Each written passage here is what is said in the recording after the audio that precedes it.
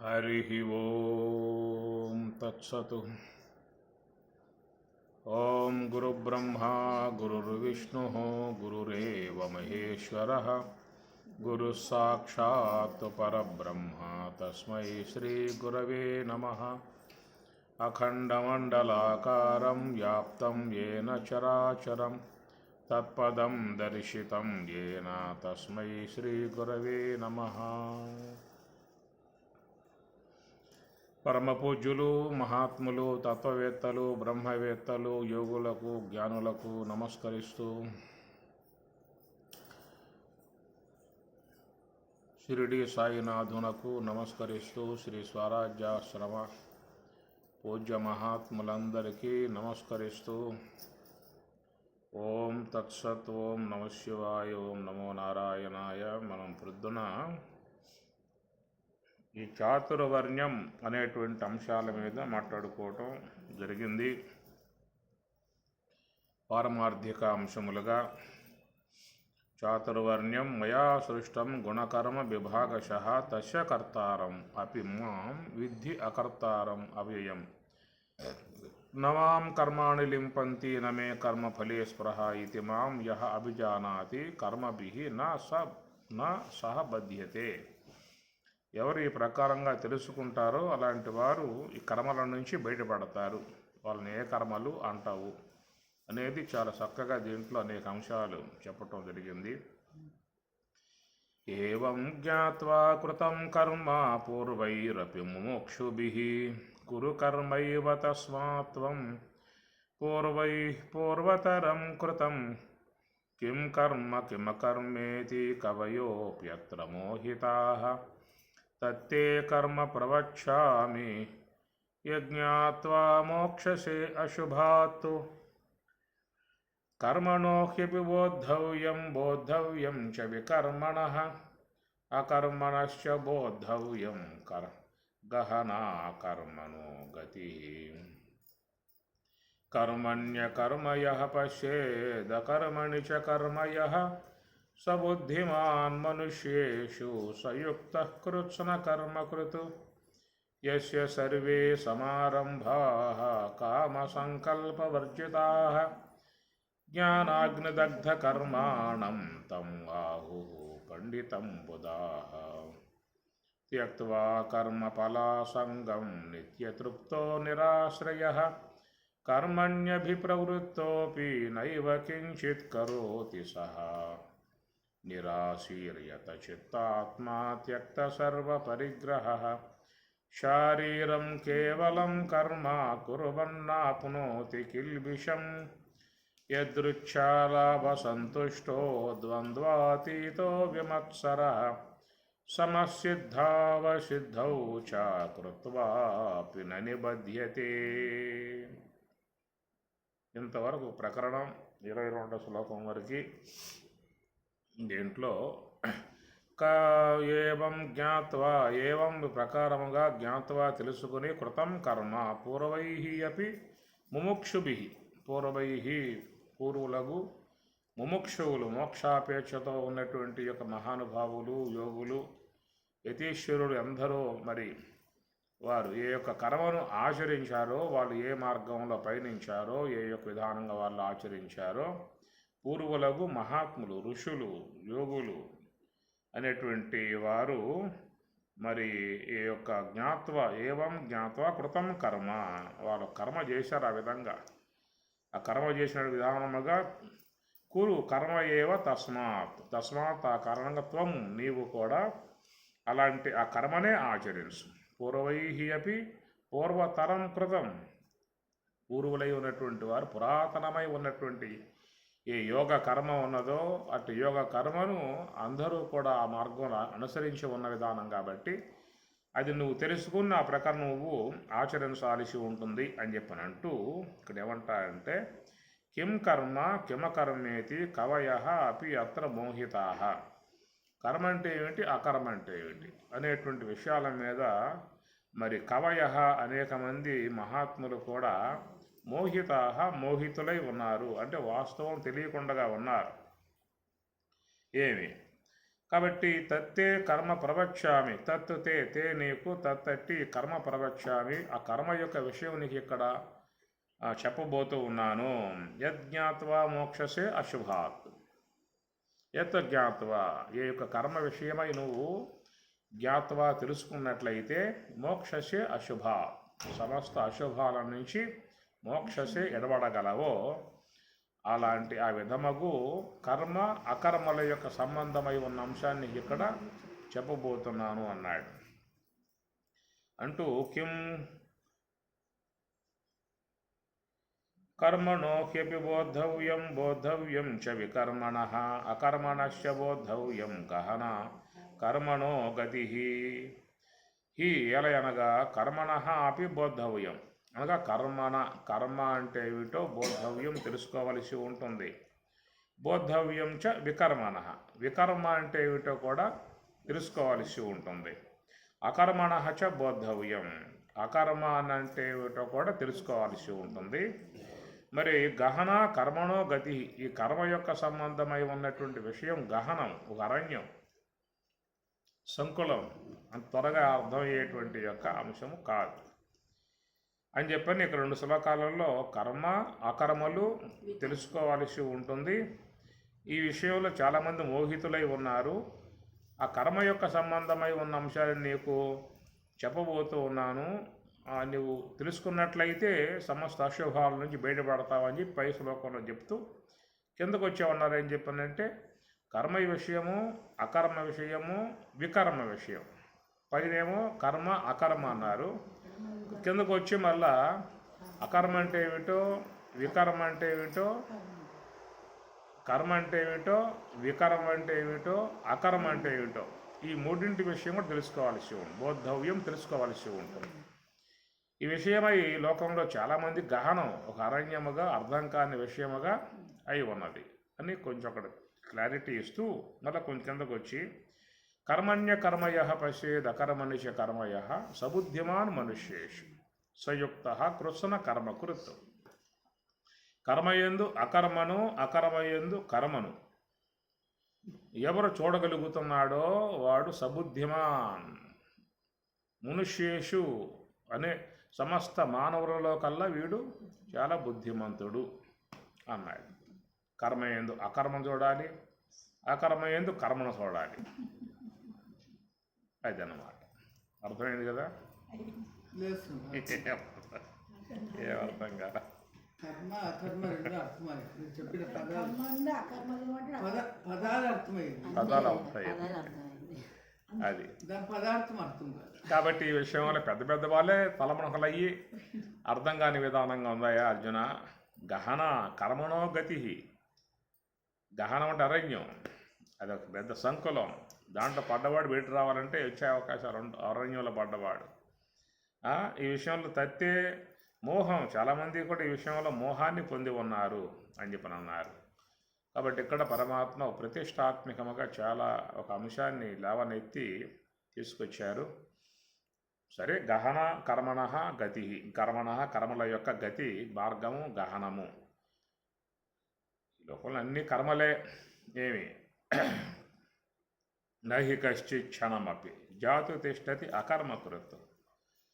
నహి కశ్చిత్ క్షణమపి, క్షణకాలం కూడా ఎవడో కూడా కర్మ లేకుండా లేడు. ఒక మాటలో ఇంతకుముందు చెప్పిన మాట 3వ అధ్యాయంలో ఏమి క్షణమపి, క్షణకాలం కూడా కర్మలు లేకుండా ఎవరు లేరు. ప్రతి ఒక్కడు కర్మలు చేస్తూనే ఉన్నాడు, కర్మరాశిలో మునిగి ఉన్నాడు. ఈ కర్మ సముదాయాన్ని గురించి వేదం పూర్వభాగం కూడా అనేక రకాలుగా చెప్పుకొస్తూ ఉన్నది. నిత్య కర్మలు, నైమిత్య కర్మలు, పుణ్యకర్మలు, పాపకర్మలు, శాస్త్ర విహిత కర్మలు, శాస్త్ర నిషిద్ధ కర్మలు,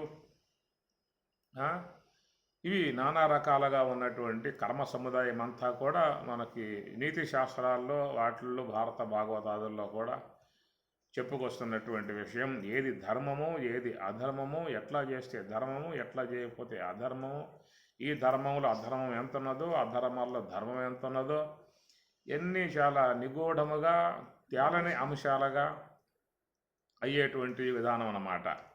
అదే ద్రౌపది ప్రశ్న వేసింది కదా, తన్నోడు నన్నోడినా, నన్నోడు తన్నోడినా అని చెప్పని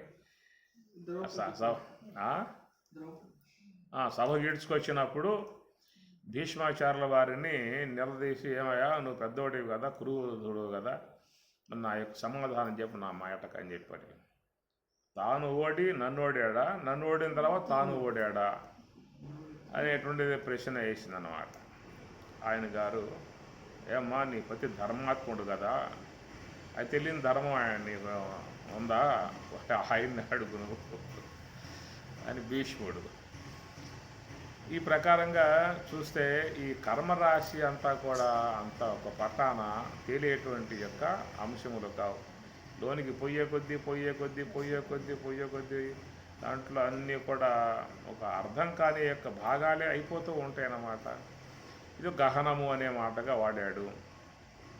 కాబట్టి ఈ కర్మరాశిలో తగులుకున్నటువంటి విధానం ఎట్లయితే కంపలో పడ్డ కాకిలాగా జీవులు ఈ కర్మరాశిలో పడ్డటువంటి యొక్క విధానం అన్నమాట. ఏది చేస్తే తప్పు, ఏది చేయకపోతే తప్పు అనేది కూడా చాలా స్పష్టంగా లేని వ్యవహారాలు. లోపలికి పోయే కొద్దీ తప్పు అనుకున్నవి ఒప్పు అనుకున్నవి తప్పులు కూడా అవుతూ ఉంటాయి అన్నమాట. ఇట్లా అవుతూ ఉంటాయి. అందుకే మన ధర్మశాస్త్రం మారిపోయింది. తర్వాత పరాశర ధర్మశాస్త్రం పోయింది. మళ్ళా ఇంకో వ్యక్తి ధర్మశాస్త్రం వచ్చింది. ఇప్పుడు మారిపోతూ ఉంటాయి, ధర్మశాస్త్రాలు మారిపోతూ ఉంటాయి. ఇప్పుడు అంబేద్కర్ రాసి ఇప్పుడు 50 ఏళ్ళు అయిపోయింది, 50 సార్లు సవరణ చేశారు వాళ్ళు దాన్ని. మళ్ళీ కొత్తవి వస్తూ ఉంటాయి, పాతవి పోతూ ఉంటాయి. ఇట్లాగా ఈ ధర్మాలన్నీ కూడా ఎప్పటికప్పుడు మారిపోయే విధానాలుగా ఉండేటువంటివన్నీ కూడా మునుశాస్త్రం అయితే చాలా కొంచెం దాంట్లో ఈనాటి సమాజానికి అవి కుదరవు. పరాశర స్మృతి ఉన్నది ధర్మశాస్త్రము, ఈనాటి సమాజానికి అవి కుదరవు అన్నమాట. కొన్ని కుదరవు, చేసే అవకాశాలు ఉండవు. ఇప్పుడు ఏమన్నాడు దాంట్లో పరాశర స్మృతిలో అని చెప్పని, రజస్వల కాకముందే తన కుమార్తెకి వివాహం చేయాల్సి ఉంటుంది యజమాని. అలా కాని పక్షంగా ఉన్నట్లయితే ఆయన నరకానికి పోతాడని చెప్పని దాంట్లో ఉంటుందన్నమాట. అంటే పసితనంలోనే వివాహం, బాల్య వివాహాల విషయం ప్రోత్సహించినట్లు దాంట్లో అక్కడ.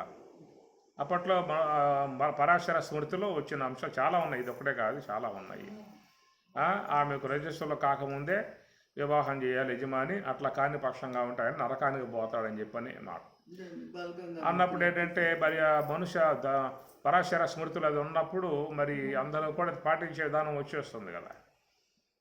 అప్పట్లో జరిగింది, ఈ విధంగా జరిగింది ఆ కాలంలో. చిన్నప్పుడే వివాహం చేసేవారు.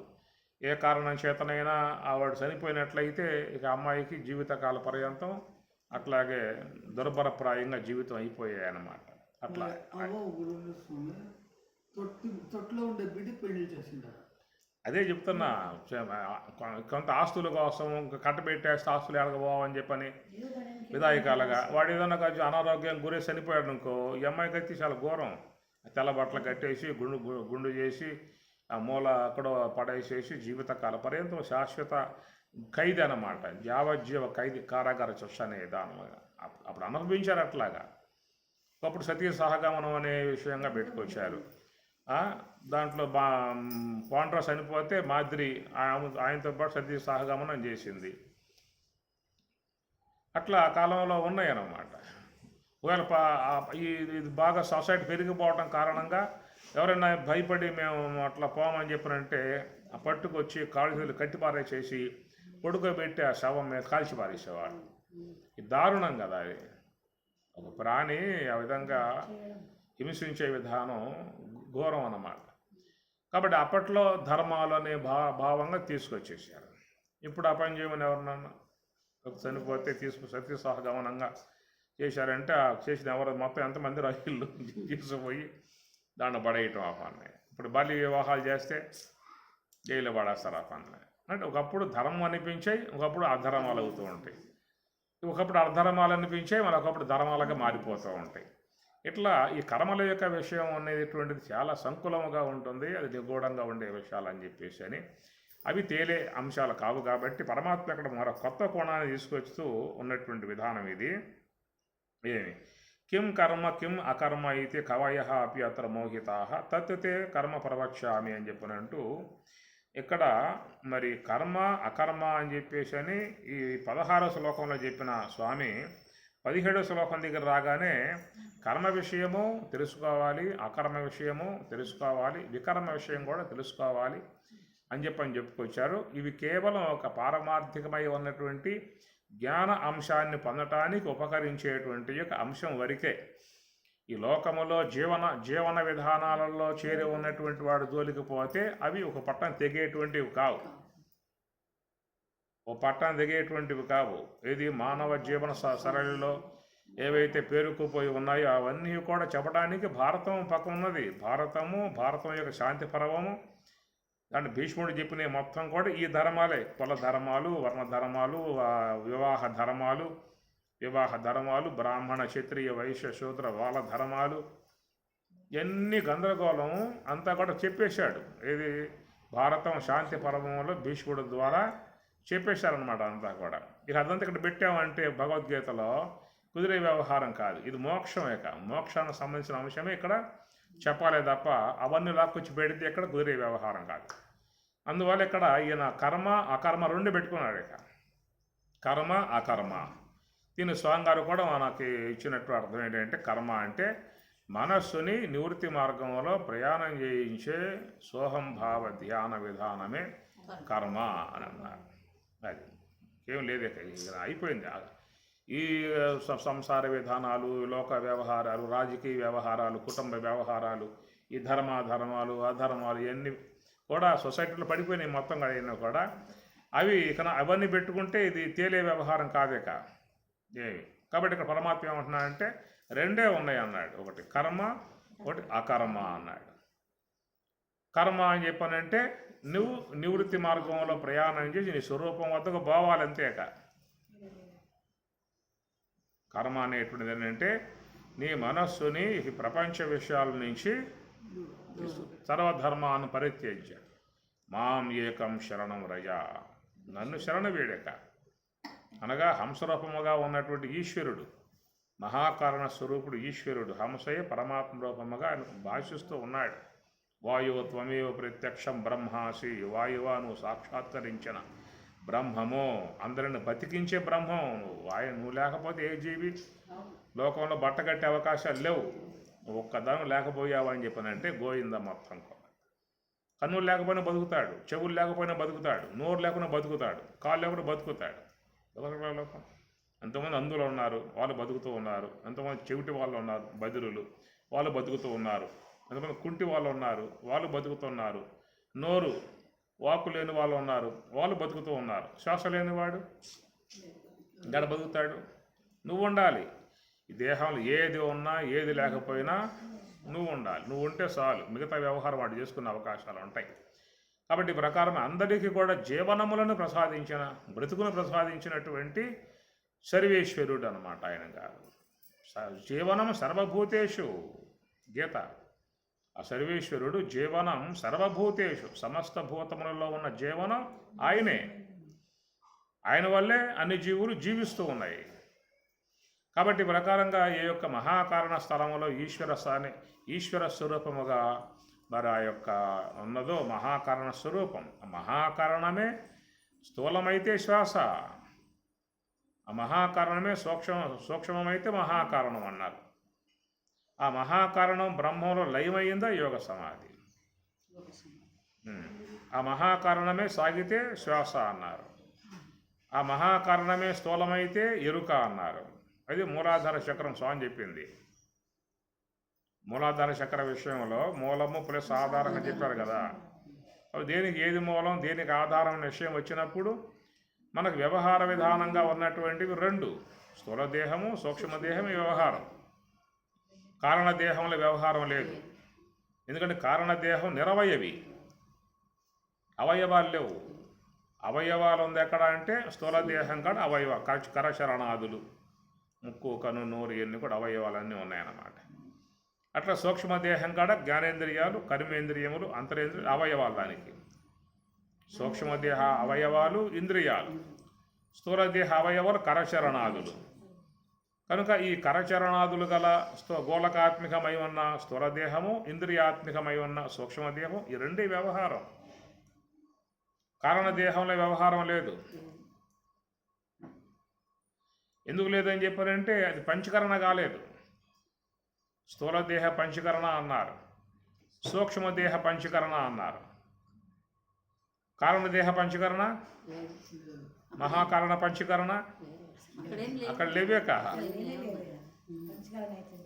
అదే కనుక కారణదేహం కూడా పంచకరణ అయి ఉండి ఉన్నట్లయితే వీటి దిక్కులేని వ్యవహారం ఏడిది. ఎక్కడ విశ్రాంతి వీడికి?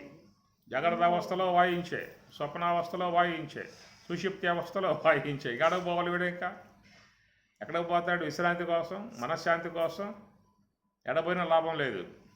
కాబట్టి జాగ్రత్త అవస్థలో, స్వప్నావస్థలో వాయింపులుండి నానా బాధలకు గురై, వేదనకు గురై, అశాంతికి గురైన వాడికి సుషుప్తి అవస్థ ఒకటి విశ్రాంతి. అక్కడికి పోయి విశ్రాంతి తీసుకున్నాక అవకాశం ఉన్నది.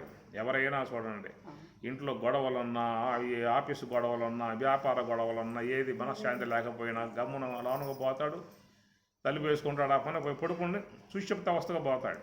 అడగపోతే ఏమవుతుంది? కాస్త మనస్సు సమాధానం అవుతుంది, ఒకంత విశ్రాంతి లభిస్తుంది, మళ్ళా ఫ్రెష్గా బయటకు వచ్చేస్తాడు.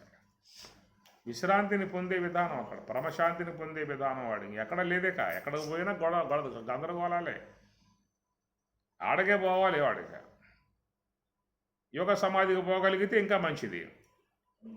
అది సౌలభ్యంగా లేదే, అందుబాటులో అది లేదు. అడగపోతే సర్వోత్తమం అది అందుబాటులో లేదు. అది జ్ఞానులు, వాళ్ళు పోతారు, వాళ్ళకి ఏర్పడింది ఆ మార్గం. కాబట్టి వాళ్ళు అటు కనుమ వస్తే అక్కడికి వెళ్ళిపోతారు. వాళ్ళకుంది ఆ సౌలభ్యం. అందువల్ల వీడికి ఉన్న సౌలభ్యం ఏంటంటే ఈ సుషుప్తి అనే అంశంలో పోవడం. కనుక ఆ సుషుప్తి కాడ ఏ వ్యవహారం లేకపోవడం కారణం ఏంటంటే ఇది పంచకరణ కాల. కాబట్టి బతికిపోయాడు వీడు. అందువల్ల ఇంద్రియ గోళకాత్మకం స్థూలదేహం అన్నాం, ఇంద్రియాత్మకం సూక్ష్మదేహం అన్నాం, రెండే వ్యవహారానికి హేతు. కనుక రెండు వ్యవహరించాలని చెప్పి అన్నట్లయితే సూక్ష్మదేహానికి ఎరుక ఆధారంగా ఉండాలి, స్థూల దేహానికి శ్వాస మూలమై ఉండాలి.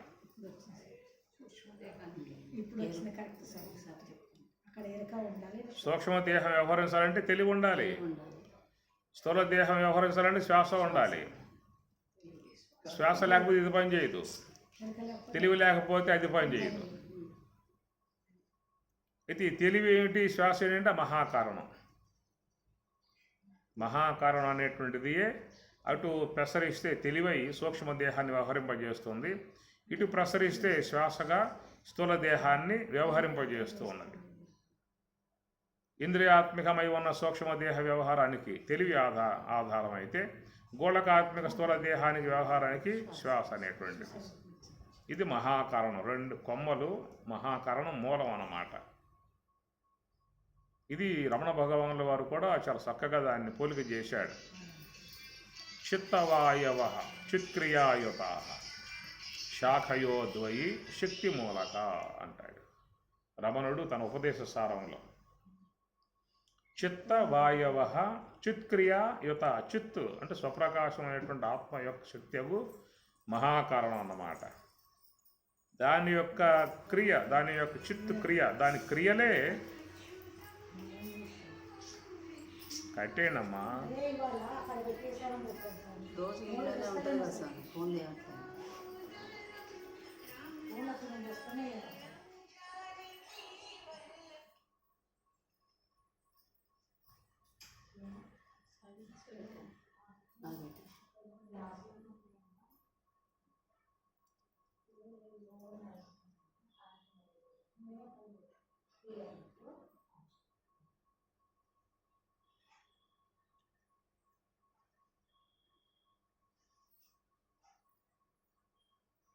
సైలెంట్లు పెట్టు, ఎక్కడి పారే.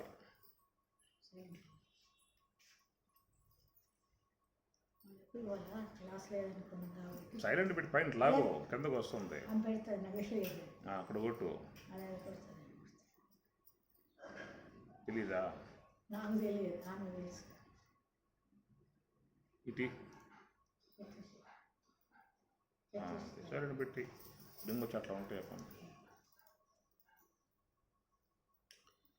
అందువల్ల గోళకాత్మికమై ఉన్న స్థూలదేహము, ఇంద్రియాత్మికమై ఉన్న సూక్ష్మదేహం రెండే వ్యవహారాలకు మూల కారణము. ఇది పని చేయాలన్నా అది పని చేయాలన్నా అది ఉండాలి, మహాకరణం ఉండాలి. అది రమణుడు చిత్త వాయవ, చిత్త అంటే తెలివి, చిత్త వాయవ శ్వాస, చిత్త వాయవ చిత్క్రియా యుత, చిత్త అంటే స్వప్రకాశం యొక్క బ్రహ్మం యొక్క అంశముగా ఉన్నటువంటి మహాకారణం. ఆ మహాకారణం యొక్క అంశయే శాఖయోద్వయి, రెండు శాఖలు అన్నమాట. శక్తి మూలక, బ్రహ్మం ఆధారం, అధిష్టానం, బ్రహ్మం అధిష్టానం అన్నమాట. బ్రహ్మం యొక్క అధిష్టానములో మహాకారణం ఉన్నది. ఆ మహాకారణం రెండు శాఖలు కలిగి ఉన్నది. రెండు శాఖల ఆధారముగా ఈ యొక్క ఇంద్రియాత్మికమై ఉన్న స్థూలదేహము, గోళకాత్మికమై ఉన్న స్థూలదేహం రెండు కూడా క్రియలు చేస్తూ వ్యవహారం చేస్తూ ఉన్నాయి. శాఖయోద్వయి శక్తి మూలక. ఏమిటా శాఖలు అంటే ఈ తెలివి, శ్వాస రెండు అన్నమాట. ఈ కొమ్మ పట్టుకుని ఇది అలాడుతూ ఉంది, ఆ కొమ్మ పట్టుకుని అది అలాడుతూ ఉంది. ఇంద్రియాత్మిక సూక్ష్మ దేహం అది వ్యవహారం చేసుకుంటూ ఉన్నది. గోళకాత్మిక స్థూల దేహం ఇది వ్యవహారం చేసుకుంటూ ఉంది. అందువల్ల దీనికి రెండింటికి కూడా ఏదేం చెప్పారంటే మహాకారణము. ఆ మహాకారణమే ఇటు సాగితే శ్వాస అన్నం, అటు సాగితే తెలివి అన్నం. తెలివిగా ఉండి సూక్ష్మ దేహాన్ని వ్యవహరింపజేస్తుంది, శ్వాసగా ఉండి స్థూల దేహాన్ని వ్యవహరింపజేస్తూ ఉన్నది. మూలం ఏంటంటే మహాకారణమే ఈశ్వరాంశ. కాబట్టి ఆ మహాకారణం ఆత్మికమై ఉన్నటువంటి యొక్క ఆ శ్వాస అది పరబ్రహ్మ అన్నారు, ఈశ్వరుడు అన్నారు, శబల బ్రహ్మ అన్నారు. అనేక పేర్లు దానికి అక్కడ మహాత్ములు వాడుతున్నటువంటి విధానము.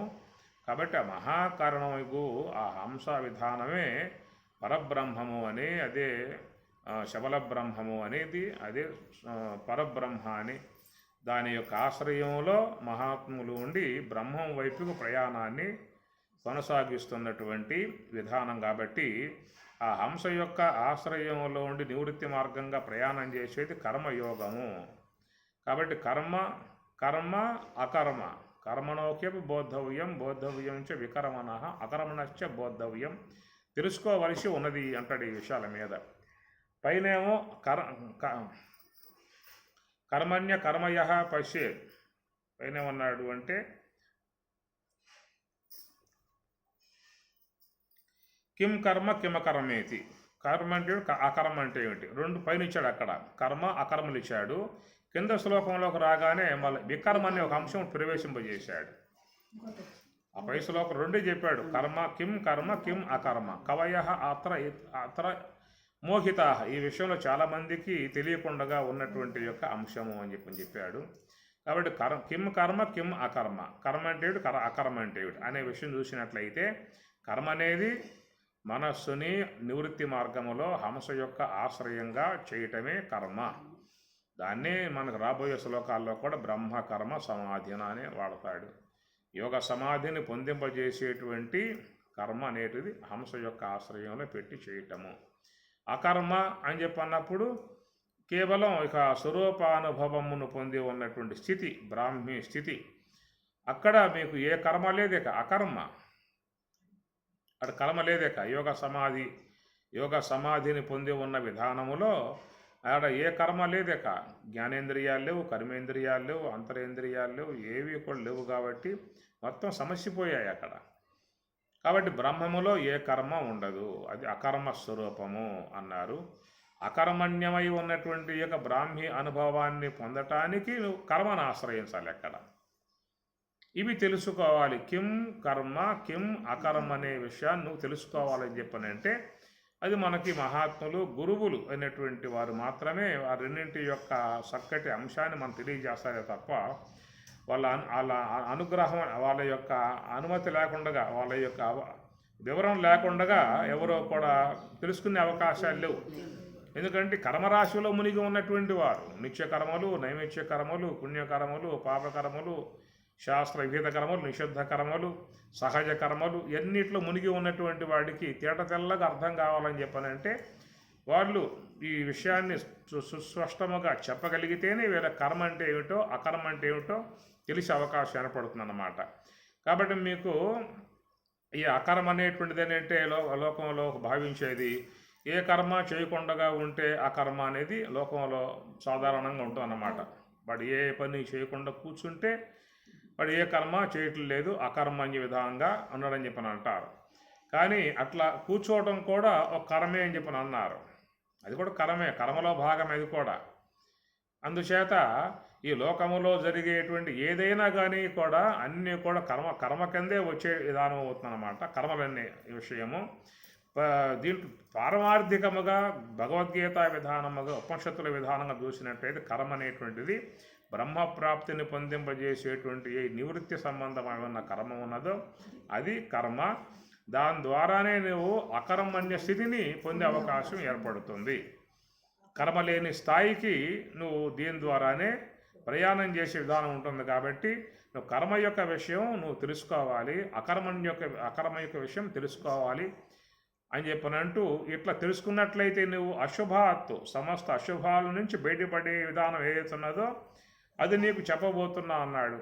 సమస్త అశుభాల నుంచి బయటపడేసేటువంటి కర్మ ఏదైనా ఉందా అంటే అది సోహం యొక్క సూత్రముకు కర్మ, సోహం భావ ధ్యాన కర్మ. ఇది మాత్రమే సమస్త అశుభాల నుంచి బయటపడేసేటువంటి దానం దీనికి మాత్రమే ఉన్నది. లోకంలో ఏదైనా కర్మ చేశావంటే దానివల్ల దోషాలు వస్తాయి. నువ్వు ఏ కర్మన్నా చేయగాక ఆ కర్మ ద్వారా నీకు సంబంధ దోషాలు వస్తాయి తప్ప అది సమస్త దోషాలను పరిహారం చేసే విధానం దాంట్లో లేవు. అది భగవద్గీత 18వ అధ్యాయంలో ఒక శ్లోకం వస్తుందన్నమాట.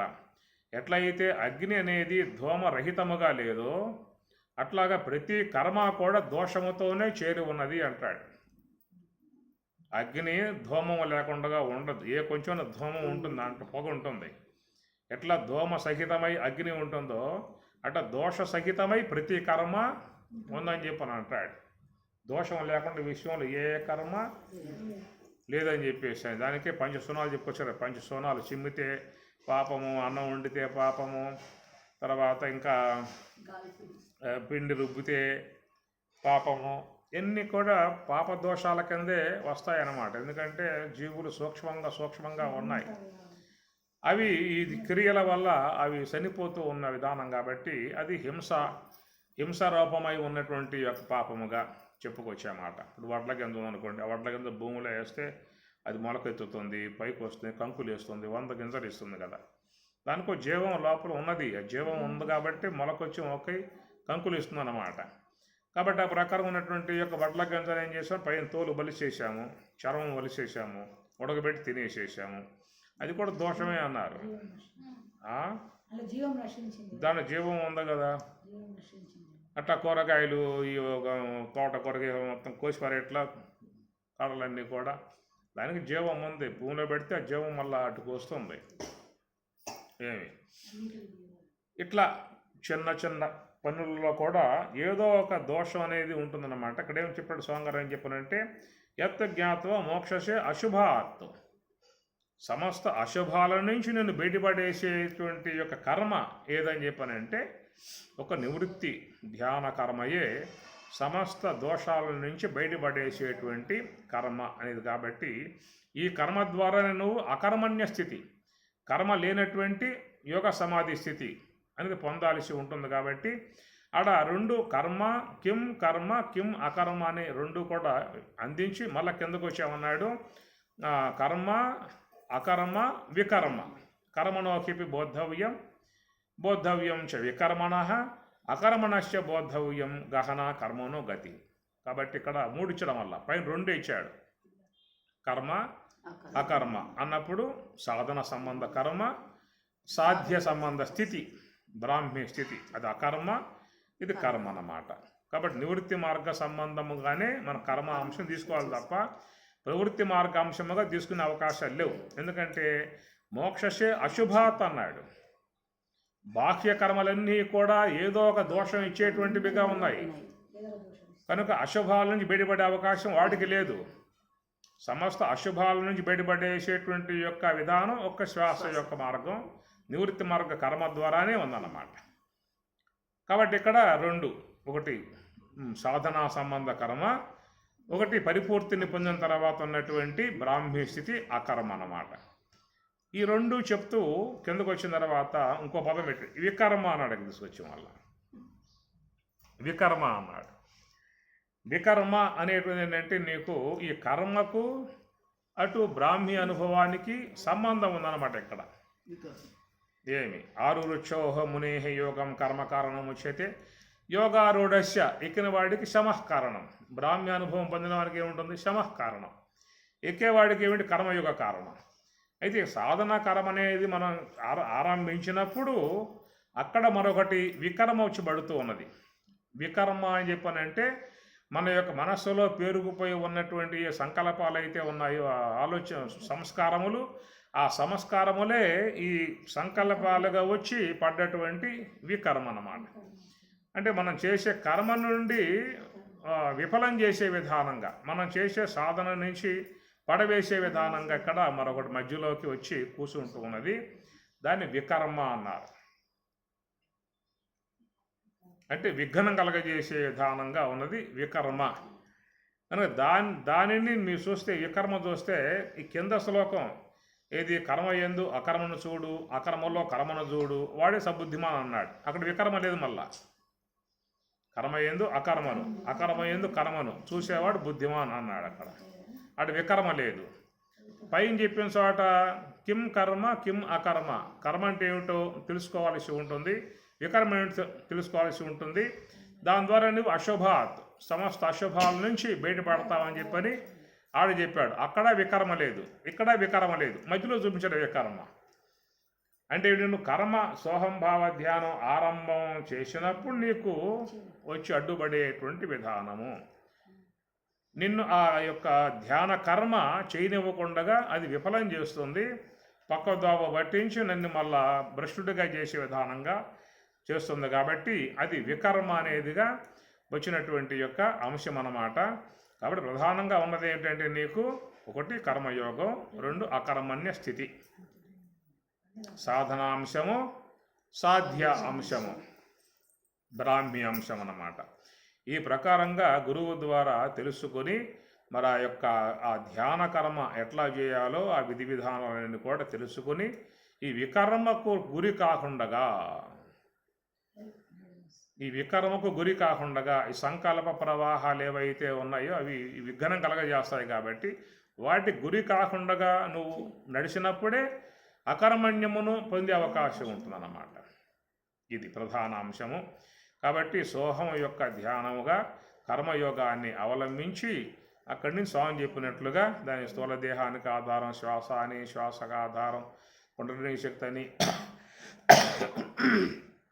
ఏవి స్థూల దేహాధారం, స్థూల దేహానికి ఆధారం శ్వాస, శ్వాసకు ఆధారం కుండలిని, దానికి ఆధారం సంకల్పము, దానికి ఆధారం బుద్ధి, మనస్సు, మనస్సుకు ఆధారం బుద్ధి, బుద్ధికి ఆధారం జీవుడు, జీవునికి ఆధారం ఈశ్వరుడు, ఈశ్వరునికి ఆధారం శుద్ధ బ్రహ్మము.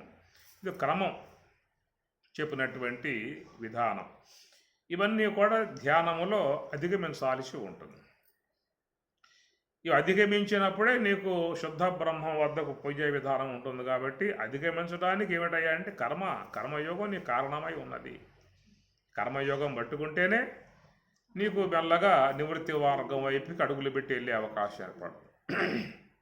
స్థూల శరీరంబు సుస్థిరంబగనుండు సర్వేంద్రియంబుల ప్రశాంతి నందు సన్మనః పవనములు శంచలింపకయుండు కామాది శత్రువర్గమున శంసు స్ఫురత్తు అమానిత్వాది సుగుణములు సమకూరు ఘన గుణాదీత లక్షణమునదవు బలుపారు వైరాగ్య బోధోపరతులు సంపూర్ణంబులై మది బదలుచుండు పరమ సుఖవార్ది ఒప్పొంగి పారుచుండు ముందట వసించి మోహించి మోక్షలక్ష్మి.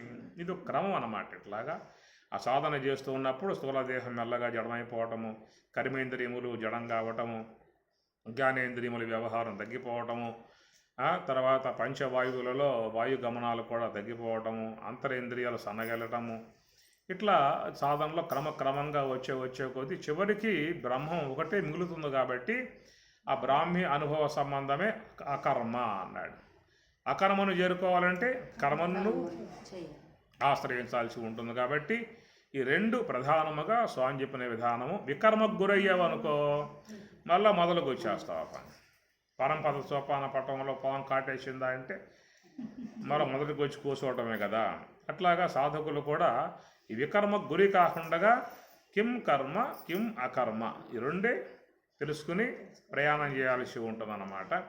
ఎప్పుడైతే ఈ ప్రకారంగా యోగాభ్యాసము ద్వారా అంశ యొక్క ఆశ్రయం ద్వారా ఇక అన్నీ దాటుకుని అకర్మణ్యమగు బ్రాహ్మి అనుభవాన్ని పొందుతాడో వాడి విషయంగా ఇక్కడ శ్లోకంలో చెప్తూ కర్మయ పశ్యేత్ అకర్మణి చ కర్మయ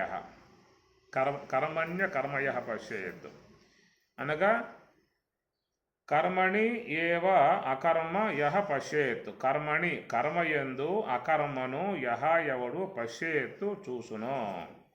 అకర్మణి అనగా అకర్మయందు కర్మను యహ ఎవడు పశ్యతి చూసును పశ్యేత్ చూసును. సబుద్ధిమాన్ సహా అట్టివాడు బుద్ధిమంతుడు. మనుష్యేషు సమస్త మానవుల కల్లా అతడే బుద్ధిమంతుడు. సహయుక్త వాడే యుక్తుడు. కృత్స్న కర్మకృత్ సమస్త కార్యములు చేసిన వాడే. ఇది బ్రహ్మజ్ఞాని యొక్క సంబంధ అంశం అన్నమాట. అందువల్ల ఇక్కడేమన్నాడు స్వామిగారు అని చెప్పానంటే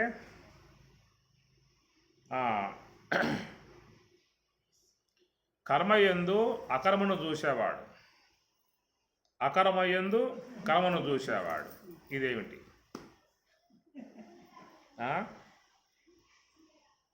కర్మణి అకర్మయ పశ్యత్ కర్మణి కర్మయందు అకర్మను చూస్తాం, అకర్మయందు కర్మను చూస్తాం అంటే ఏమిటి అర్థం వస్తుంది? ఏమిటి ఏమిటండి? ఏముంది మీరు చెప్పాల్సిందే, నాకేం తెలుస్తుంది?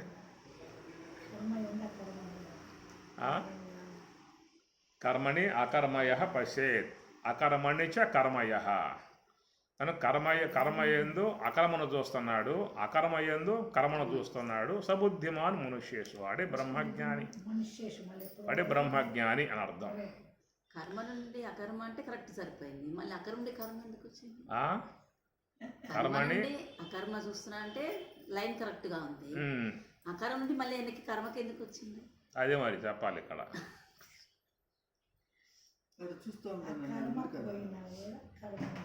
ఎవరైతే సర్వాత్మనాభావన పొంది ఉన్నవాడు అకర్మణ్యుడు, అది బ్రహ్మజ్ఞానికి సంబంధించిన అంశము. కనుక దాంట్లో వాడు ఇక 4వ సోపానం వెళ్ళిపోయాడు. మొదటి సోపానం సోహం, 2వ సోపానం తత్వమసి, 3వ సోపానం అహం బ్రహ్మాస్మి, 4వ సోపానం సర్వం కల్విదం బ్రహ్మ, సమస్తము బ్రహ్మమేనే భావం వెళ్ళిపోతాడు వాడు. విద్యావినయ సంపన్నే బ్రాహ్మణే గవిహస్తిని సునిచైవ స్వపాకే చ పండితా సమదర్శన అన్నాడు. ఎన్ని ఉన్నా కానీ వాడు సమదర్శన బ్రహ్మమునే దర్శించే విధానముగా ఉంటాడన్నమాట. కాబట్టి కర్మని అకర్మయ పశ్యేత్ అని చెప్పనంటే మనం చూసినట్లయితే మన శరీరంలో మరి అనేక కర్మలు ఉన్నాయి. స్థూలదేహం గోళకములు, సూక్ష్మదేహ ఇంద్రియములు, ఇవన్నీ కూడా ఈ బహిర్గతంలో కూడా మొత్తం విశ్వమంతా కూడా కర్మరాశే, విశ్వమంతా కూడా కర్మరాశే. ఈ విధముగా ఉన్నటువంటి విధానములో మరి కేవలం ఈ కర్మరాశి యందు కేవలం బ్రహ్మమును మాత్రమే దర్శించేటువంటి యొక్క విధానం అన్నమాట. కాబట్టి ఏవి ఎట్లా ఉన్నప్పటికీ కూడా అన్నింటి యందు, గోవు యందు, శునకమునందు, చండాలుని యందు, ఏనుగ యందు ఎట్లా. ఇప్పుడు గోవు బ్రాహ్మణుడు, గోవు అంటే సాత్విక సంబంధ జీవులు రెండు కూడా. ఏనుగ అంటే రజోగుణ సంబంధ ప్రాణి, శునకం అంటే తమోగుణ సంబంధ ప్రాణి అన్నమాట. కాబట్టి విశ్వంలో ఏమున్నాయంటే ఇవన్నీ కూడా సాత్విక సంబంధ జీవులు ఉన్నాయి, రజోగుణ సంబంధ జీవులు ఉన్నాయి, తమోగుణ సంబంధ జీవులు ఉన్నాయి. విశ్వమంతా ఇంతే త్రిగుణాలను తీరపడ్డాయి. కాబట్టి సాత్విక ప్రధానంగా ఉండే జీవులు సాధుత్వపు జీవులు. గోవులు ఎవరికి అపకారం చేయవు, తర్వాత లేడులు ఎవరికి అపకారం చేయవు. ఇట్లా బ్రాహ్మలు మంచిగా పండితులు అనేటువంటి వాళ్ళు అపకార బుద్ధి వాళ్ళకు ఉండదు. కనుక ఎవరికి కూడా అపకార బుద్ధి లేకుండా ఉపకారం చేసే భావనగా ఉన్నటువంటివి సాత్విక సంబంధ జీవులు. అట్లనే రజోగుణ సంబంధ జీవులు అంటే కొంచెం ప్రమాద స్థాయిల్లో ఏనుగులు లాంటి ప్రమాద స్థాయిల్లో పోతుంటాయి కాబట్టి రజోగుణ సంబంధ జీవులు. తమోగుణ సంబంధ జీవులు అంటే ఇక హింసాత్మకంగా పోయేటువంటి మృగాలన్నీ కూడా తామసిక సంబంధ జీవులు. ఇట్లాగా సృష్టి విధానాలు ఏర్పడ్డాయి, ప్రకృతి పరంగా ఏర్పడ్డాయి అన్నమాట. ఆ ఏర్పడ్డటువంటి విధానాలలో ఇక్కడ స్వామి ఏం చెప్పుకొచ్చారని చెప్పానంటే, మరి ఆ బ్రాహ్మణుని యందు, గోవు యందు, ఏనుగు యందు, శునకమునందు, అందున ఏమున్నాయి అక్కడ? ఉపాధులు అనేటువంటి ఉన్న ఉపహిత చేతనం బ్రహ్మమే కదా. ఉపహిత చేతనం అన్ని ఉపాధులలో ఆ బ్రహ్మమే వ్యాపకమై ఉన్నది. సాధారణంగా లోకం అందరిది కూడా ఒక ఆ ఉపాధి భావనే ఉంటుందన్నమాట. దేహ భావన కలిగి ఉంటారే తప్ప మరి అధిష్టాన భావం అనేటువంటిది సాధారణంగా లోకంలో ఎవరికి ఉండదు. ఉపాధి భావనే ఉంటుంది. ఒక గోవు పోతూ ఉంటే, ఒక పశువు పోతుంది అనుకోండి, మరి ఆ పశువుని ఒక చెప్పులు కుట్టేవాడు చూసినట్లయితే ఎంత చర్మం వస్తుంది, ఎన్ని చెప్పులు అవుతాయి అని చెప్పి వాడు లెక్కేసుకుంటూ ఉంటాడు. ఏమి అట్లా కషాయి వాడు చూసినట్లయితే ఎంత దీంట్లో మాంసం వస్తుంది, ఎంత అమ్ముకోవచ్చు అని చెప్పి అనే విధానంగా వాడు చూస్తాడు. అదే ఒక రైతు చూసినట్లయితే బాగా మంచిగా మచ్చిక వేసి పెంచినట్లయితే ఎన్ని పాలు దాంట్లో నుంచి వస్తాయని చెప్పని రైతు ఆ పాల భావన ఆయన చూస్తాడు. అది ఒక సాధువు చూసినట్లయితే దాంట్లో ఏ యొక్క సాధుత్వపు గుణము, ఎవరికి అపకారం చేయకుండా సాధుత్వపు గుణం ఉన్నదో ఆ సాధు గుణాన్ని మాత్రమే చూస్తాడు. అది బ్రహ్మజ్ఞానం చూసినట్లయితే ఏ చేతనం యొక్క ఆశ్రయం కలిగి ఆ దేహం నడుచుకుంటూ పోతా ఉన్నదో ఆ చేతనాన్ని చూస్తాడు. దృష్టిం జ్ఞానమయం కృతవా పశ్చేత్ బ్రహ్మమయం జగత్ అన్న. దృష్టి దోషమే తప్ప అక్కడ వస్తువునికి సిద్ధమయ్యే ఉందన్నమాట. కాబట్టి ప్రకారంగా స్వామి చెప్పింది ఏమిటి? గోవు యందు, బ్రాహ్మణుని యందు, ఏనుగు యందు అంతా కూడా సమ దర్శన. సమ అంటే బ్రహ్మం, నిర్దోషమి సమం బ్రహ్మ. కాబట్టి ఆ భావన వాళ్ళకు ఉంటుంది. కసాయి వాడికి ఈ భావన ఉంటుంది, రైతుకు ఆ భావన ఉంటుంది, సాధువుకి ఈ భావం ఉంటుంది, జ్ఞానికి ఆ భావం అన్నమాట. అన్ని దాంట్లో ఉన్నాయి. చెప్పులు కుట్టేవాడికి ఉపయోగపడే వస్తువు ఉన్నది, మాంసం అమ్ముకునేవాడికి దాంట్లో మాంసం పదార్థం అక్కడ ఉన్నది. దాంట్లో రైతు అయితే దాంట్లో పాలగుణం దాంట్లో ఉన్నది. అందువల్ల ఎవరి యొక్క భావన బట్టి వాళ్ళు చూసే విధానం ఉంటుంది. ఇది బ్రహ్మజ్ఞాని విషయం రాగానే వాళ్ళు కేవలం బ్రహ్మమునే వీక్షించేవాడుగా ఉన్నాడు. కాబట్టి అన్ని వేళలా బ్రహ్మమును పొందుతూ ఉన్నాడు, బ్రహ్మమునే దర్శిస్తున్నాడు, బ్రహ్మము యొక్క ఆనందాన్ని పొందుతున్నాడు. కాబట్టి అట్టి ఆ బ్రహ్మమునే అన్నింటి ఎందు కూడా అది సర్వభూతస్తమాత్మానం సర్వభూతాని చ ఆత్మని సంపశ్యన్ ఆత్మయాజీ స్వరాజ్యమై గచ్చేది. సర్వభూతస్థం ఆత్మానం, అన్ని దేహాలలో నేనే ఉన్నా అన్నాడు. సర్వభూతాని చ ఆత్మని. ఇట్లాగా ఆత్మభావన అనేటువంటిది వాళ్ళకి మహాత్ములకి వస్తుంది. కాబట్టి అది సర్వాత్మనా భావం అన్నారు.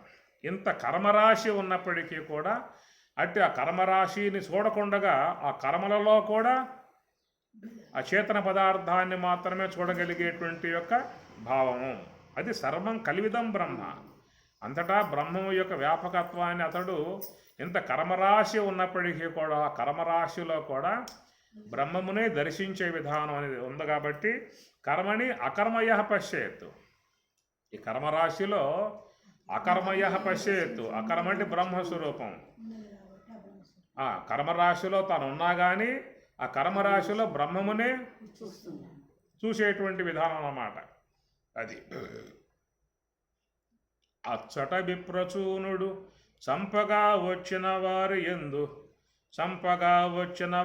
ఎందు కాళి ఎందు కరవాలమునందు అచ్యుత భావముంచి అని మన భాగవతంలో జడభరతుడు నిరంతరముగా బ్రహ్మావలోకనం చేసుకుంటూ ఉన్నాడు.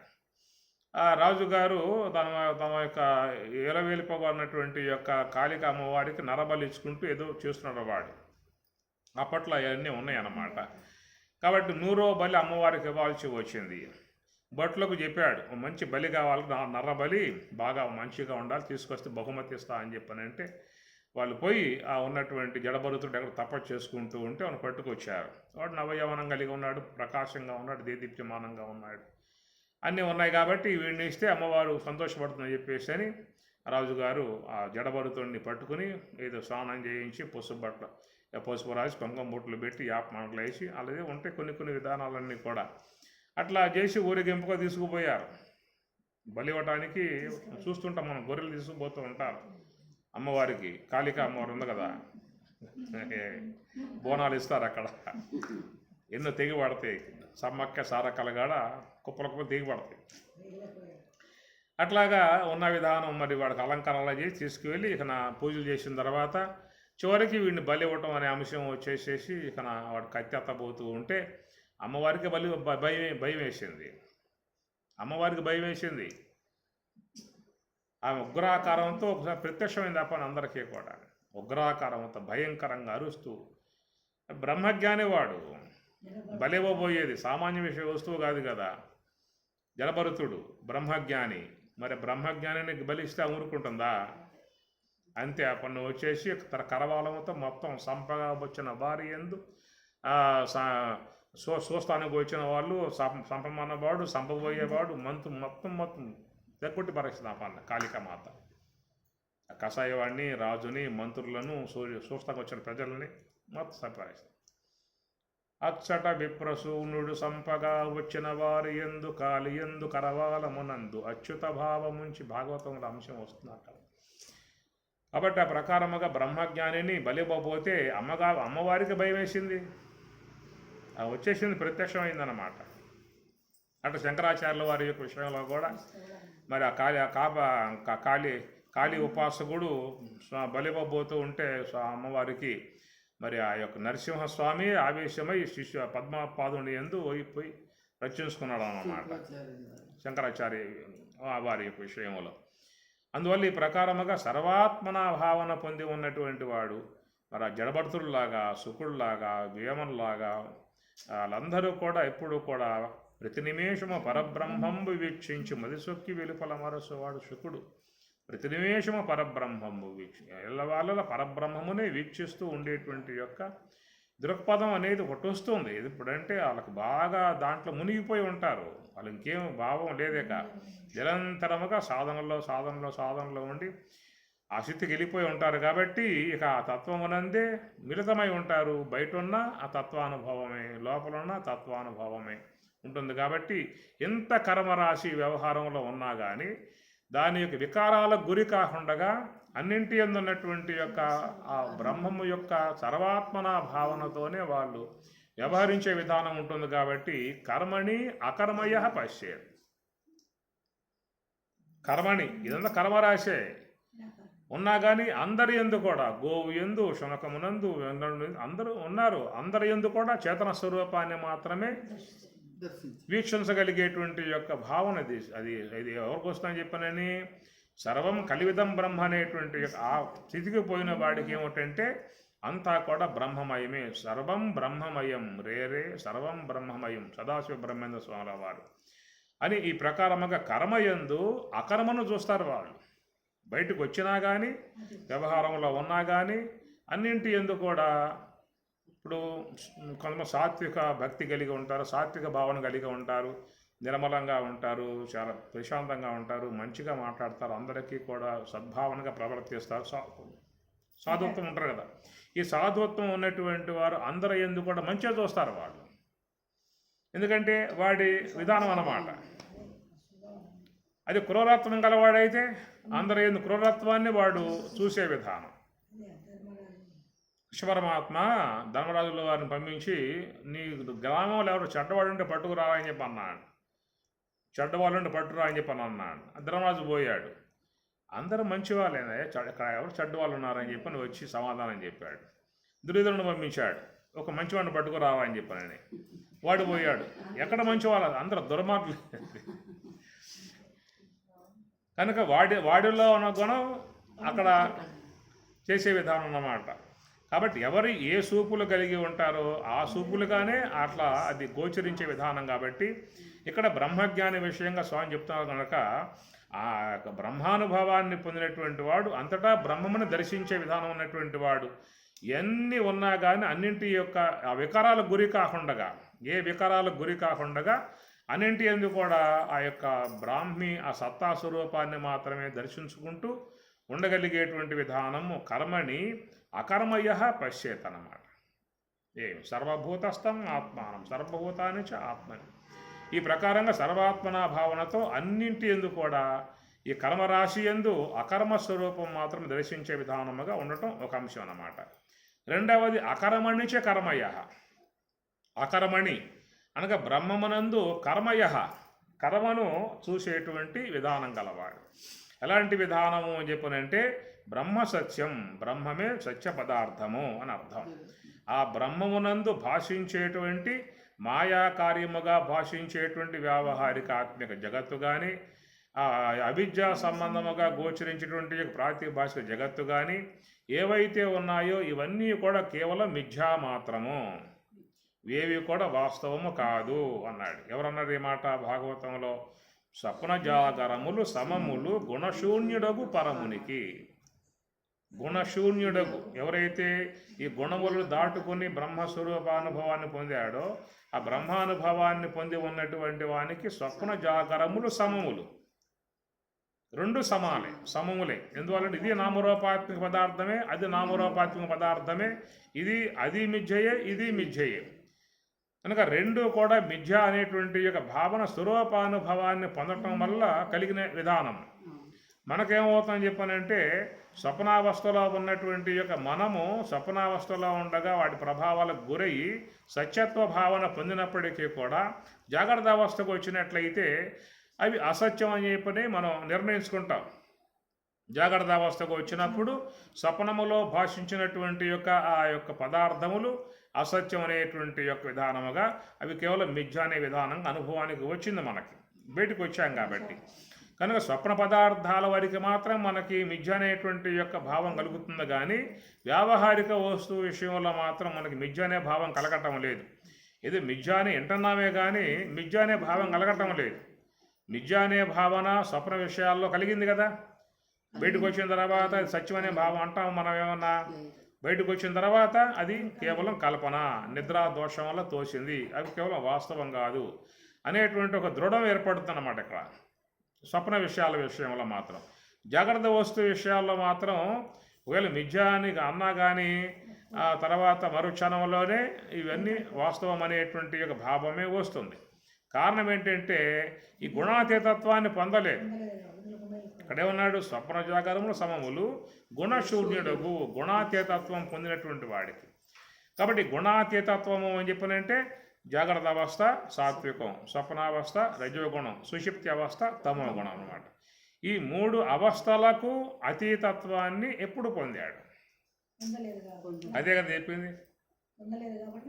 కాబట్టి నాలుగవదగు మహాకారణం ఆశ్రయించినట్లయితే వాడు అవస్థాత్రయ అతీతం, శుద్ధ బ్రహ్మస్థాయికి పోయి ఉంటాడు. కాబట్టి వాడు మూడు గుణాలను దాటినవాడు, మూడు గుణాలు దాటినవాడు. కాబట్టి అలాంటి పారమార్థిక బ్రహ్మం యొక్క స్వరూపానుభవాన్ని పొంది ఉండటం కారణంగా వానికి స్వప్నం ఎంతో, జాగ్రత్త కూడా అంతే. ఎందువల్ల బ్రహ్మం పొందాడు, పారమార్థిక వస్తువు పొందాడు. మనం ప్రాతిభాషిక వస్తువులోండి అలమటించాం. ప్రాతిభాషిక వస్తువు నుంచి వ్యావహారిక వస్తువు దాకా మాత్రమే వచ్చాను, కానీ వ్యావహారిక వస్తువు దాటి పారమార్థిక వస్తువుకు పోలేదుగా. వ్యావహారిక వస్తువు దాటి పారమార్థిక వస్తువు దాకా పోలేదుగా. వ్యావహారిక వస్తువు దాటి పారమార్థిక వస్తువు దాకా పోవటము అని చెప్పనంటే మనం హంస యొక్క ఆశ్రయంలో ఉన్నప్పుడు స్థూలదేహము జడమవుతుంది, సూక్ష్మదేహము జడమవుతుంది, కారణదేహము జడమవుతుంది. ఎక్కడైతే మనస్సు శ్వాస రెండు ఆగిపోయి ఉన్న అనుభవం ఉన్నదో అట్టి అనుభవం కలిగి ఉన్న విధానమే పారమార్థిక అనుభవం. వానికి ఏమవుతుంది? స్వప్నం ఎంతో, జాగ్రత్త అంతే. ఎందుకు వాడికి అంటే పారమార్థిక వస్తువును పొందాడు.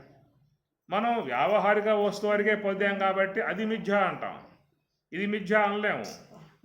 ఇది అకర్మ అని కూడా చెప్పచ్చు కదా, ఇది అకర్మ అని కూడా చెప్పచ్చు కదా. ఏది దీన్ని అకర్మ అని చెప్పచ్చు కదా, కర్మలోగా అకర్మ అని కూడా చెప్పచ్చు కదా. అదే అంశం ఇప్పుడు తీసుకొస్తున్నాము. కాబట్టి ప్రకారంగా ఏంటంటే పారమార్థికమగు బ్రహ్మము యొక్క స్వరూపమునందు ఉన్నటువంటి వాడికి స్వప్నం ఎంతో, జాగ్రత్త కూడా అంతే. కాబట్టి అకర్మణిచ కర్మయ, బ్రహ్మమునందు ఈ రెండు కూడా కల్పితము అనేటువంటి యొక్క భావన వానికి పూర్ణంగా వస్తుంది. కాబట్టి అకర్మయందు కర్మను మిథ్యా మాత్రంగా చూస్తూ ఉన్నాడు. అకర్మయందు ఈ కర్మరాశిని మిథ్యా మాత్రము. స్వప్నం ఎంతో, స్వప్న జాగరములు సమములు గుణశూన్యుడగు పరమునికి. కాబట్టి దాని విషయంలోనూ దుఃఖం లేదు, దీని విషయంలో దుఃఖం లేదు. మన ప్రాతిభాషిక విషయంలో ఉన్నప్పుడు దుఃఖపడతాం, వ్యావహారికం వచ్చినప్పుడు ఆ దుఃఖం పోయింది. ఈ దుఃఖం ఎడకపోయింది, ఈ దుఃఖం ఉంది. ఎందువల్లంటే పారమార్థిక వస్తువు పొందంది, ఇది మిథ్య అనే భావం మనకి వచ్చే అవకాశం లేదు కాబట్టి ఈ దీని యొక్క సంబంధ వికారాలు దుఃఖాలు ఇక్కడ వ్యక్తిని బాధిస్తూ ఉన్నాయన్నమాట. కాబట్టి అందుచేత ఈ రెండు కూడా మిథ్య అనే భావం ఎందుకు వచ్చిందని చెప్పేసానంటే వానికి అవిద్యా సంబంధ దోషము లేదు, మాయా సంబంధ దోషము లేదు. స్వప్నమునందు ఉన్నటువంటి వాడు జాగ్రత్త అవస్థకు వచ్చిన వీడికి నిద్రాదో అవిద్యా సంబంధ దోషము ఉన్నది, మాయా సంబంధ దోషము రెండు ఉన్నాయి. ఈ రెండు ఉన్నాయి కాబట్టి వ్యావహారిక వస్తు విషయాలలోనూ దుఃఖపడుతూ ఉంటాడు, మళ్ళీ ప్రాతిభాషిక వస్తు విషయాలుగా అడగబోతే అక్కడ మళ్ళీ దుఃఖపడుతూ ఉంటాడు. అవిద్య ఉపాధి, మాయా ఉపాధి రెండు ఉన్నాయి కాబట్టి స్వరూపానుభవం పొందిన వాడికి ఏమవుతుంది, అక్కడ అవిద్య అనే ఉపాధి అంతరించింది, మాయా అనే ఉపాధి అంతరించింది. కాబట్టి బ్రహ్మమే తానై ఉన్నటువంటి వాడికి అవిద్య కార్యమగు స్వప్నము అది మిథ్యయే, మాయా కార్యమగు జగత్తు ఇది కూడా మిథ్యయే. ఈ రెండు కూడా మిథ్యా మాత్రముగా దర్శిస్తాడు. అకర్మణిచ కర్మయ, అకర్మయందున్నటువంటి వాడు దీనిని కేవలం కల్పన మాత్రముగా దర్శిస్తాడు. అయితే బ్రహ్మజ్ఞానికి ప్రారబ్ధ కర్మ ఉన్నది కాబట్టి ఏ యోగ సమాధిని పొందినప్పటికీ కూడా మళ్ళీ జాగ్రత్త అవస్థ రావాల్సిన విధానం ఉన్నది కనుక జాగ్రత్త అవస్థకు వచ్చినప్పుడు ఏ యొక్క నామరూపాత్మ జగత్తున్నదో అన్నింటి యందు కూడా బ్రహ్మభావన కలిగి వ్యవహరిస్తాడు కనుక బ్రహ్మభావం వ్యవహరిస్తాడు కాబట్టి కర్మయందు అకర్మను చూస్తున్నాడు. అకర్మయందు ఈ జగత్తంతా మిథ్యా మాత్రము అనే భావనగా ఇది చూస్తూ ఉన్నాడు. అకర్మయందు కర్మను ఈ రూపకం చూస్తున్నాడు, కర్మయందు అకర్మను వ్యవహారంలో ఉన్నా కానీ బ్రహ్మభావన వేడకుండగా ఉంటాడు. ఇతడు బుద్ధిమాన్ మనుష్యేషు, ఇతడు బుద్ధిమాన్ మనుష్యేషు సప్తమి భక్తి బహువచనాలు. మనుష్యేషు అంటే బుద్ధిమాన్ మనుష్యేషు అని సమస్త మానవులలో కల్లా ఇతడు బుద్ధిమాన్. సయుక్త కృత్సన కర్మ కృతు సహయుక్త.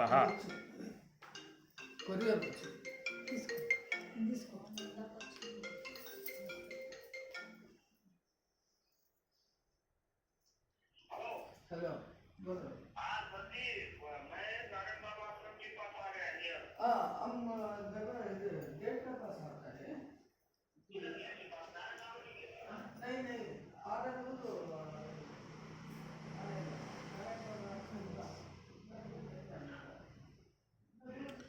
సబుద్ధిమాన్ మనుష్యేషు సమస్త మానవులలో అతడు బుద్ధిమంతుడు అని చెప్పనంటూ సయుక్త వాడు యుక్తుడు అన్నాడు.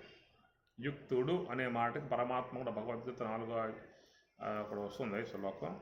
జ్ఞాన విజ్ఞాన తృప్తాత్మ కూటస్థ విజిత ఇంద్రియ యుక్త ఇది ఉచ్యతే. యుక్తుడు అని ఉచ్యతే చెప్పబడును అన్నాడు. అంటే వాడికి జ్ఞానము ఉన్నది, విజ్ఞానము ఉన్నది. అనగా గ్రంథముల ద్వారా వచ్చిన జ్ఞానము ఉన్నది, సాధన చేయగా వచ్చిన విజ్ఞానము ఉన్నది. విజిత ఇంద్రియ సమస్త ఇంద్రియ సముదాయాన్ని జయించాడు, స్వరూపానుభవాన్ని పొందాడు కాబట్టి జయించి ఉన్నటువంటి వాడు. ఇలాంటి ఈ విధముగా ఉన్నటువంటి అతనిని యుక్త ఇది యుక్తుడుగా చెప్పబడునన్నాడు. కాబట్టి సబుద్ధిమాన్ మనుష్య సయుక్త కృత్సన కర్మ కృత్, వాడు సమస్త కార్యములను చేసిన వాడే అని విధి విధానాలు అనేటువంటి ఏమి కూడా లేదు. పూర్ణముగా విడబడ్డాడు, ఏ కర్మల చేత బంధింపబడేటువంటి వాడు కాడు. ఇక భవసాగరంలో పడాల్సిన ఆవశ్యకత ఆయనకి ఉండదు. ఇలాగా స్వరూపమునందు స్థితి కలిగి ఉన్నటువంటి విధానముగా ఉన్నటువంటి వాని విషయంగా చెప్పుకొస్తూ ఇంకేమన్నాడంటే యస్య సర్వే సమారంభాః కామ సంకల్పవర్జితా జ్ఞానాగ్ని దగ్ధ కర్మాణం తం ఆహుహు పండితం బుధాః చెప్పాడు అక్కడ. తం అట్టి వాడిని పండితునిగా బుధాః విజ్ఞులు ఆహుహు చెప్పుదురు అన్నారు. పండితునిగా బుధాః బుధులు అనగా విజ్ఞులు పెద్దవాళ్ళు ఆహుహు చెప్పుదురు తం పండితం అతనిని పండితుడుగా చెప్తారు. వాడు పండితుడు అని చెప్పానంటే యస్య సర్వేశం ఆరంభాః యస్య యవని యొక్క ఆరంభాః క్రియలు ఏ దేహ సంబంధ క్రియలు ఉన్నాయో అవి కామ సంకల్ప వర్జితా. కామముతో చేయబడే క్రియలు కాదు, కోరికలతో చేయబడే క్రియలు కాదు, సంకల్పాలతో చేయబడే క్రియలు కాదు. అవి కేవలం స్వతసిద్ధముగా, స్వాభావికముగా, సహజ సిద్ధముగా ఉన్న కర్మలు, దేహేంద్రియ కర్మలు. కాబట్టి వారికి ఎలాంటి కోరికలు లేవు, ఏ సంకల్పాలు లేవు. కేవలం దేహం అనేది వ్యవహరిస్తుంది అంతవరకే. ఆ విధముగా మరి దేహమును సాక్షిగా ఉన్నాడు. ఆ దేహేంద్రియ సంఘాతమునందు కేవలం సాక్ష్య మాత్రుడుగా ఉన్నటువంటి విధానమును జ్ఞానాగ్ని దగ్ధ కర్మాణం ఎలా ఉన్నాడు అంటే సమస్త కర్మలను జ్ఞానాగ్ని చేత కాల్చి ఉన్నాడు వాడు. తన సాధన చేత సమస్త కర్మలను సూక్ష్మదేహములో చేరి ఉన్న అనేక జన్మలుగా ఉన్న కర్మలు, అనేక జన్మలకు హేతువుగా ఉన్న కర్మలను జ్ఞానాగ్ని చేత మొత్తం కూడా స్వామి చెప్పండి, అడుగుతారు కలిసి ఇది వచ్చారు అవరికి అర్థమవుతుంది. ఈ నారాయణ మీకు వస్తుంది కదా, ఈ నారాయణ బాబా ఆశ్రమం దగ్గర नारायण बाबा आश्रम के सामने आए गेट में नहीं नारायण बाबा आश्रम से उधर पीछे आना नारायण बाबा आश्रम से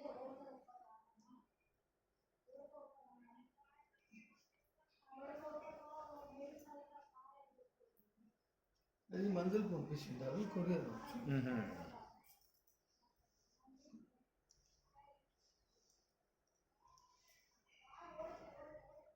పోస్ట్ ఆఫీస్ అడుగుతుంది ఎవరు అంటే డ్రైవర్ సాయంకాలం వస్తుంది.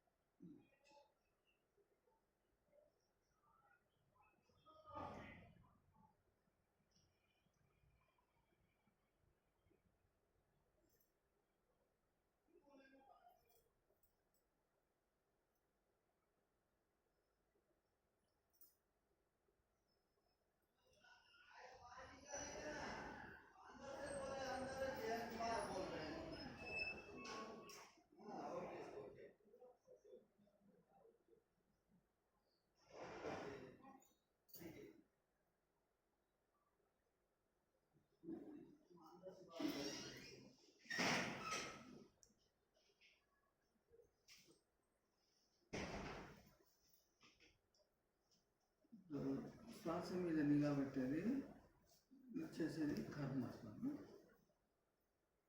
ఆ శ్వాస నిలుస్తుంది కదా, అది అకర్మ. ఎక్కడైతే శ్వాస మనస్సు రెండు నిలుస్తుందా ఆగిపోయి ఉన్నది అది అకర్మ. అకర్మ. ఇక్కడ బ్రహ్మంలో ఏ కర్మ లేదు. అకర్మలో కర్మను చూసేది అంటే అది ఇప్పుడు చెప్పే కదా. ఇప్పుడు ఏదైతే ఇప్పుడు అకర్మ ఉంది కదా, దాన్ని అంతటా ఆ అనుభవాన్ని అంతటా పొందేదానికి అకర్మలో కర్మ నడుస్తుంది. అదే కర్మ. అవును.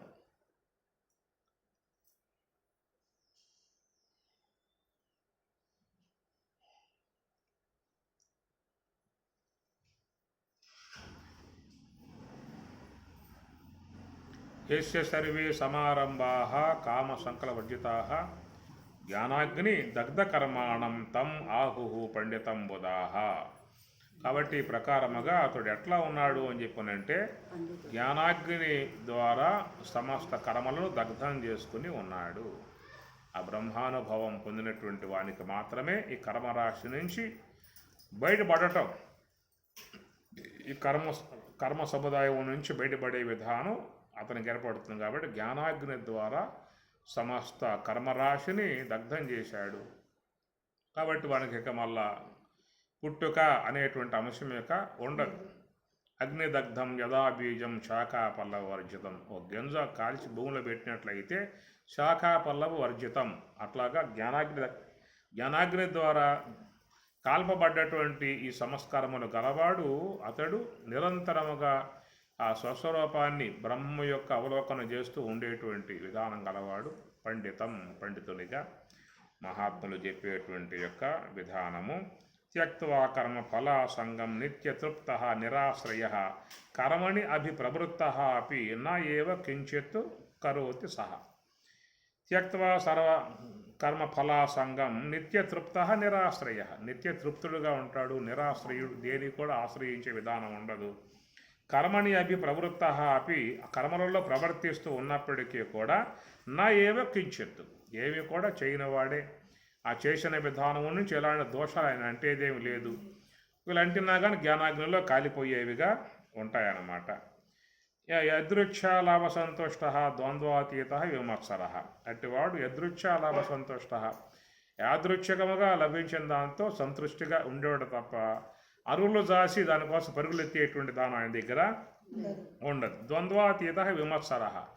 కాబట్టి ద్వంద్వాతీతుడు, సుఖము దుఃఖము లాభము నష్టము జయము అపజయము వేదన ఇవన్నీ కూడా ద్వంద్వాలు అయితే ఆ ద్వంద్వాలకు మూల కారణం శ్వాస అన్నాడు. ఆ శ్వాస అనే ద్వంద్వాలనే జయించిన వాడు కాబట్టి ఆ నిర్ద్వంద్వ స్థితిని స్వరూపానుభవాన్ని పొందిన విధానం కనుక ఆయన ఎన్ని బాహ్యము ఉన్నటువంటి ఏవి అతనని బాధించే విధానం అనేటువంటిది ఉండదన్నాడు. యదృచ్ఛాలాభ సంతుష్ట ద్వంద్వాతీత విమత్సర. ఎవరి యందు కూడా మత్సర భావం అనగా అసూయ భావం అనేది ఆయన దగ్గర ఉండదు. సిద్ధవు సిద్ధవు అసిద్ధవు. కనుక జీవితంలో లభించవచ్చు, లభించకపోవచ్చు, లభించినా లభించకపోయినా కానీ వాటి విధానాలుగా ఆయనవి కూడా మనసులో బాధపడే పరిచయానికి ఏమీ ఉండదు. కృత్వా అపి నా నిబధ్యతే. కాబట్టి ఆ విధంగా వ్యవహారం చేస్తూ ఉన్నా కానీ ఆయన ఏ కర్మల చేత కూడా బంధింపబడేటువంటి వాడుగా అతడు లేడని చెప్పేసి అని ఇంతవరకు ప్రకరణం మనకి స్వామిగారు అందించారు. ఈ తర్వాత వచ్చేది యజ్ఞ సంబంధ ప్రకరణం వస్తుంది. అది మధ్యాహ్నం మీరు ఓపికండి రాగలిగితే ఆ ప్రకరణం అక్కడ మనం పరిసమాప్తి కూడా చేసుకుందాం ఈ యొక్క అంశాన్నిక. ఓం సహనా భవతు సహనౌ పునక్తు సహ వీర్యం కరవావహై తేజస్వినావధీతమస్తు మా విద్విషావహై. ఓం శాంతి శాంతి శాంతి. హరి ఓం తత్సతు. శ్రీ గురుభ్యో నమః. హరి ఓం.